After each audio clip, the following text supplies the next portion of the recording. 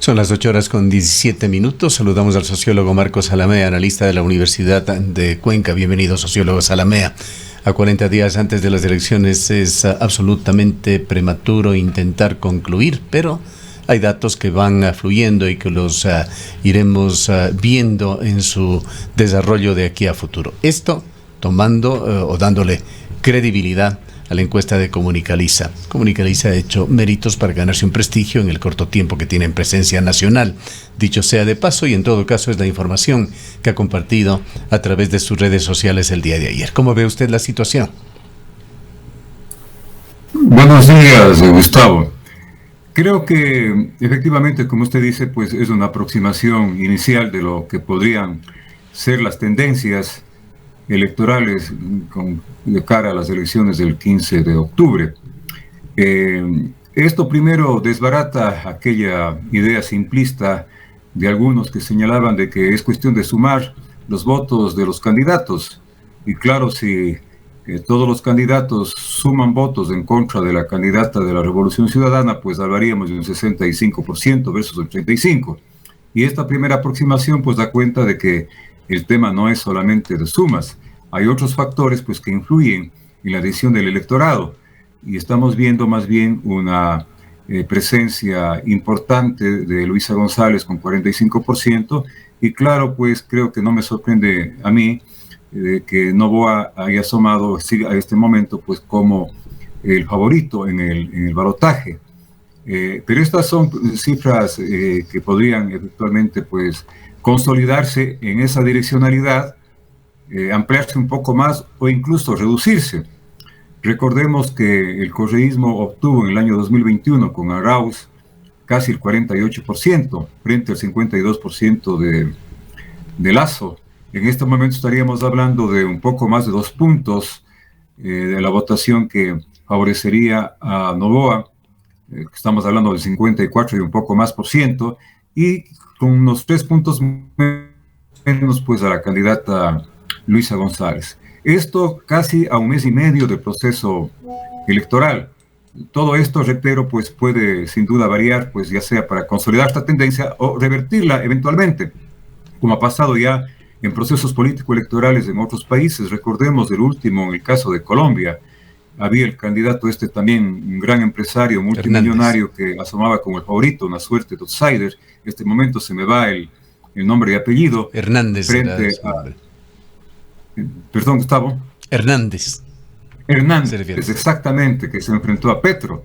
Que Petro no era el favorito y finalmente Petro terminó consolidándose como el ganador. Algo similar a lo que sucedió en el caso de Chile con Boric, que tenía también bastante difícil el tema, pero terminó imponiéndose. No necesariamente esto tiene que darse también en el Ecuador. Yo creo que efectivamente pues Noboa es una figura que podría acarrear un nivel de apoyos mucho más duros respecto a lo que fue el apoyo electoral que tuvo Lasso en el 2021. Simplemente la gente votó por Lasso porque era el candidato anticorreísta, no había por dónde más escoger. Y en este caso, pues también creo que este dualismo, esta antinomia correísmo-anticorreísmo, jugará bastante en la decisión final del electorado. No obstante que las cifras que ustedes acaban de leer da cuenta de que más de un 40% de la población no se declara correísta ni anticorreísta, y precisamente ese es el nicho electoral del que se nutrió el apoyo Noboa, porque la gente vio que se puso al margen de los ataques, de las broncas entre los políticos correístas y anticorreístas, entre comillas. La elección anterior, la primera vuelta, me refiero, demostró que el electorado es bastante maleable. Hubo 2 hechos muy significativos, el uno, el asesinato de Fernando Villavicencio, y el otro más bien inesperado, el del debate que cambió la voluntad de los ecuatorianos. Ahora está la campaña prácticamente completa por realizarse en los 40 días que quedan, menos 2 días en los que ya no habrá ni campaña ni encuestas. Pero hay también por allí otro ingrediente que podría ser significativo, un debate presidencial de 1 hora con 30 minutos. Bueno, sin duda. Antes de eso, permítame, Gustavo, indicar que existen fortalezas y debilidades en cada una de las candidaturas presidenciales.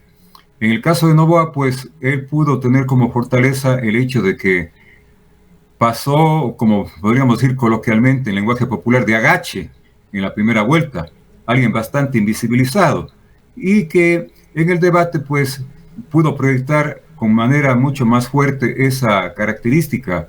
Mientras todos se peleaban, se atacaban, pues él se dedicó precisamente a exponer más o menos lo que se preguntaba, asomó como parsimonioso, como tranquilo, al margen, reitero, de la pugna que se hizo presente en el debate y que era la prolongación de la pugna en la campaña electoral previa al debate. Sin embargo, hoy las luces van también a encenderse para proyectar lo que significa Noboa en cuanto a su desenvolvimiento escénico, en cuanto a sus respuestas, en cuanto a sus propuestas. Y ahí sí yo creo que hay un punto vulnerable para Noboa, porque cuando uno le escucha hablar, pues a veces se le ve dubitativo, ambiguo, cortante en las respuestas y a veces contradictorio.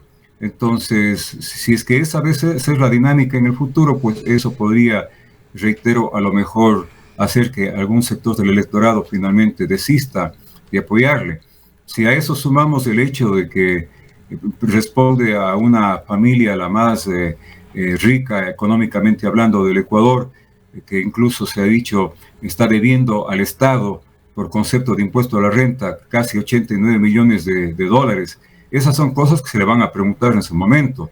¿Cómo es que con esta deuda frente al Estado pretende, digamos, dirigir el Estado ecuatoriano? Ahora, en la contraparte, Marco, está todas las acciones irregulares, la corrupción del correísmo que sigue ventilándose. Jorge Glass se encuentra bajo la lupa iniciando otro caso más a la justicia ecuatoriana en contra de él. ¿Acaso nos hemos formado ya con tanta situación que se ha dado de este tipo y se debate en Ecuador una especie de coraza? ¿Esto ya no afecta al correísmo?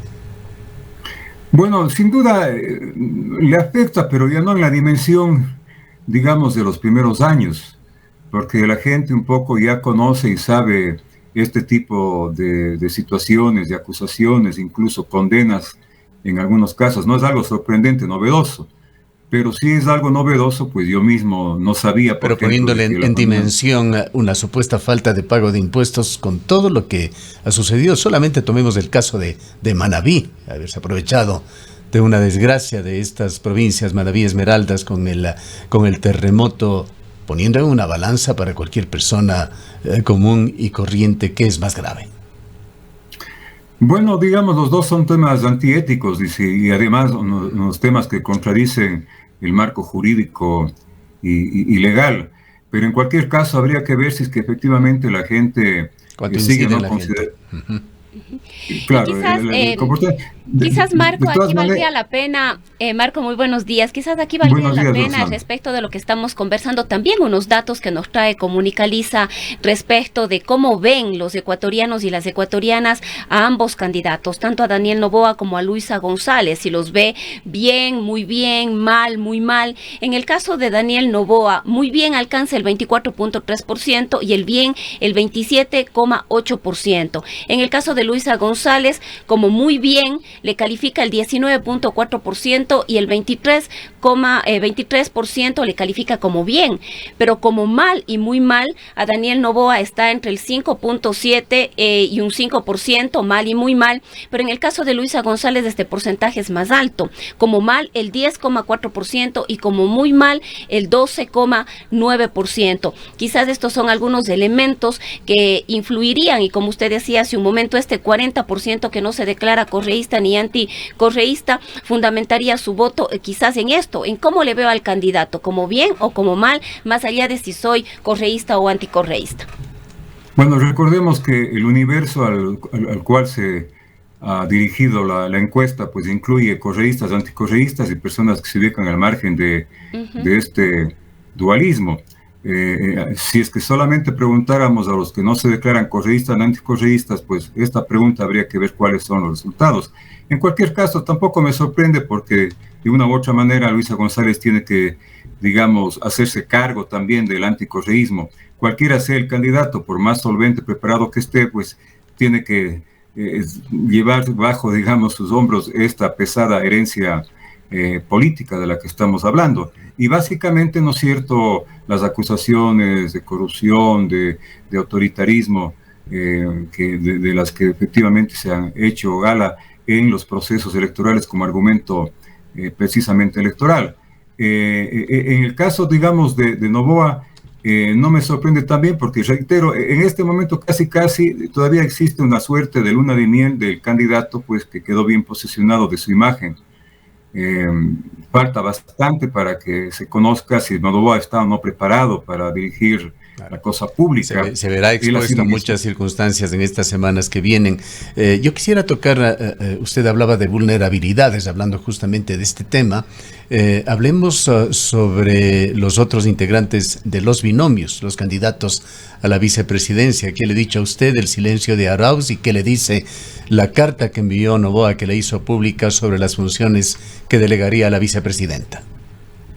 Y justamente otra de las vulnerabilidades de las cuales iba a hablar hace un momento tiene que ver con la presencia de una vicepresidenta bastante conservadora en su discurso, ultra neoliberal, que incluso en su concepción tiene la idea de la privatización de sectores claves desde el punto de vista social, como la salud, la educación, la seguridad social, el hecho de que es preferible no pagar impuestos si es que esos no van a ser usados para, digamos, el bien de la gente, o incluso su visión antiderechos, es decir, algo que le ha venido complicando un poco en estos días la vida a la propia campaña de Noboa, y por eso mismo ya se adelanta Noboa, se cura en sano para anunciar de que en un eventual gobierno suyo, la vicepresidenta, pues que en este caso sería, ¿no es cierto?, la candidata cuencana, va a tener prácticamente funciones minimizadas, incluso fuera del país, aunque también como ella ha sido partidaria de organizaciones como Vox o de políticas como la de Trump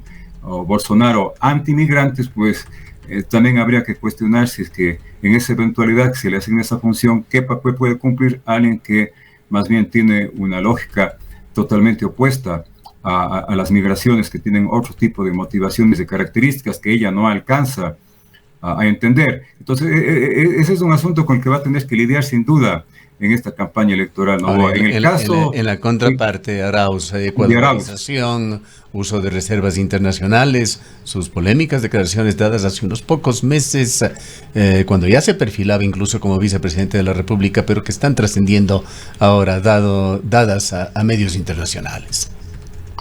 Bueno, sin duda, a ver, Gustavo, en el caso de Arauz, pues él entiendo que en alguna conferencia académica argentina, antes que siquiera se supiera que iban a haber elecciones anticipadas, manifestaba lo que siempre ha manifestado incluso el propio presidente Correa.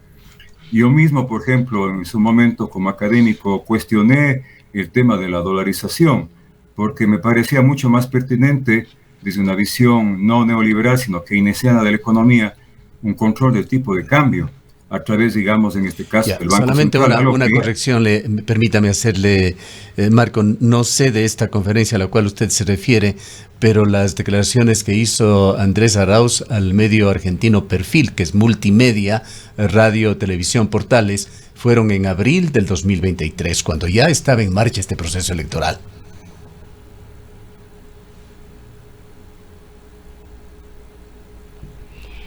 Se quedó sin audio, Marco. ¿Algo pasó? No le escuchamos lo último.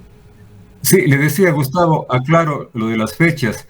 La disolución de la Asamblea y por lo tanto, pues, el llamamiento a elecciones fue unos 3 o 4 días antes de... Tiene razón, el día 17 de mayo, así fue. Exactamente, correcto. Sí.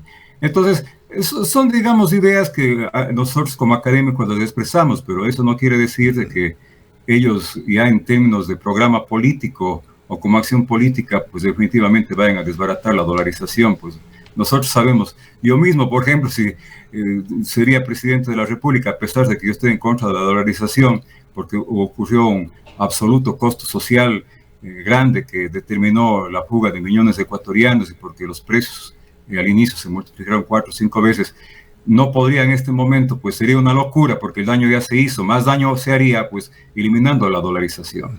Entonces una cosa son las visiones filosóficas y otra cosa es ya la parte pero pragmática. esto creo que vale la pena, si es necesario, escucharla. No sé si tenemos en archivo lo que dijo el señor Arauz. Él habló de la situación actual y futura de Ecuador. Claro, no era un candidato a la vicepresidencia, pero habló de la ecuadolarización. Esta teoría en la cual los dólares físicos se guardarían en el Banco Central y se emitiría un dólar ecuatoriano electrónico, que es realmente para terror, porque es una generación de moneda inorgánica lo que él propone. Si podemos escucharlo, lo tenemos con la paciencia de nuestros oyentes y suya, Marco. Escuchamos lo que dijo. Un dinero Claro.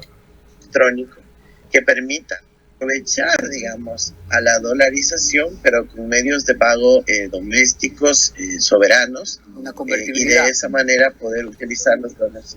Una especie de convertibilidad electrónica, que más bien los dólares sean absorbidos y puedan ser utilizados para pagos internacionales.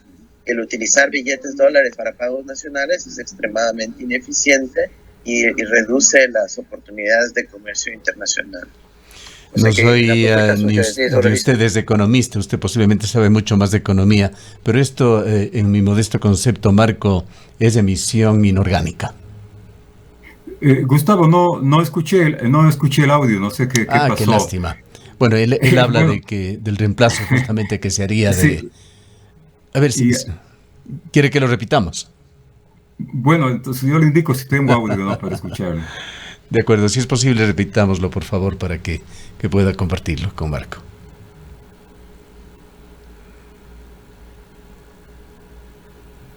Proponía para el Ecuador es la generación de medios de pago electrónicos, un dinero digital de banca central ecuatoriana, un dinero electrónico que permita aprovechar, digamos, a la dolarización, pero con medios de pago domésticos. Bueno, habla de una emisión desde el Banco Central de dólar ecuatoriano, dólar electrónico, y que los dólares físicos del dólar norteamericano se queden en las arcas del Banco Central.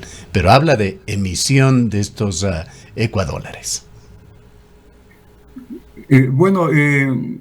Digamos, habría que efectivamente ver cuál es la interpretación que él da a esta propuesta, pero en todo caso, pues, sin, digamos, el afán de atacar ni defender, pues, al economista Arauz. Estamos tratando de hacer un análisis objetivo, pragmático de la situación preelectoral. Así es. Lo objetivo sería, si es que ellos fueran gobierno, en ningún caso van a poner en práctica una propuesta de esa naturaleza.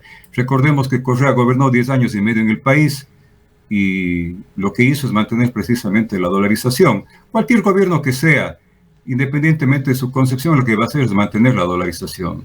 Sin duda, ese es el hecho objetivo, el hecho real que pasaría en predicción en la eventualidad de que ellos vuelvan a ser gobierno en el país, ¿no?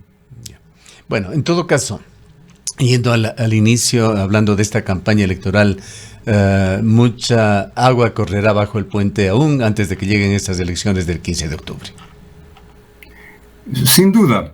Yo creo que básicamente todo va a depender de la estrategia electoral que manejen cada una de las candidaturas. Eventualmente nos podríamos ver abocados a un escenario muy parecido al del 2021, al de la segunda vuelta.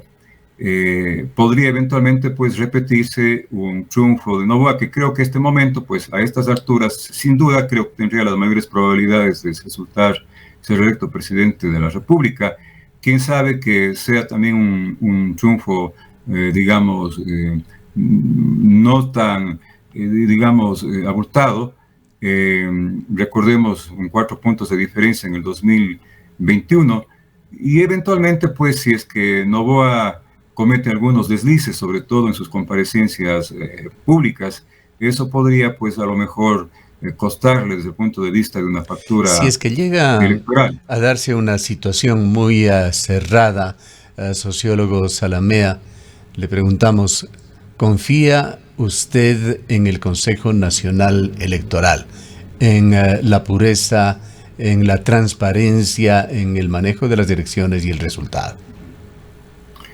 Bueno, más allá, digamos, de las irregularidades, los cuestionamientos que han habido, recordemos que este Consejo Nacional Electoral viene asumiendo su papel desde el 2017, está en funciones prorrogadas. Han habido, digamos, denuncias, se ha hablado de eventuales fraudes. Ello implicaría pues que desde 2017 hasta ahora las autoridades designadas han sido productos de un fraude. No creo que se haya llegado a ese extremo, de que Moreno, de que el propio Lasso efectivamente fueron productos de un fraude, que las autoridades recién electas hace poco, pues para las dignidades seccionales fueron productos de un fraude. Yo pienso que el fantasma del fraude es más un discurso propio de una estrategia política o electoral, un estratagema, diría yo, de quienes de alguna forma pues ven que no van a ganar las elecciones y quieren deslegitimar los resultados hablando del discurso, la cantaleta del fraude. Esto también se ha replicado a nivel mundial.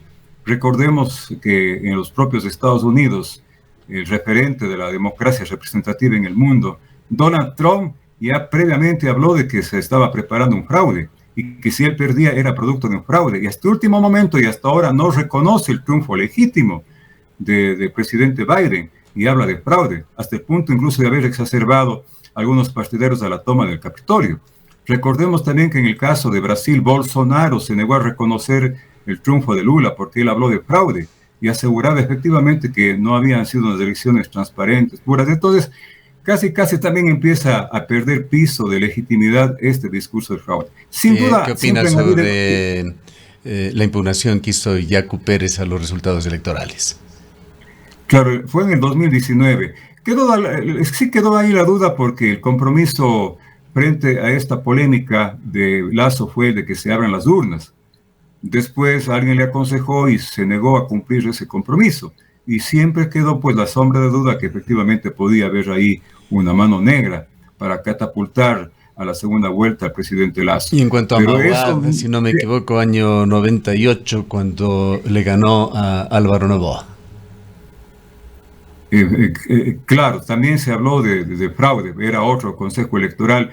No sabemos, porque esto nunca se investigó hasta la profundidad, Gustavo, y no se podían sacar, digamos, afirmaciones conclusivas sobre este tema. Siempre claro, dan irregularidades. Recordando esto, y más bien hablando coloquialmente, Marco, recordando esto, se me va el nombre del presidente del Consejo Nacional Electoral de entonces, pero del Tribunal Supremo Electoral.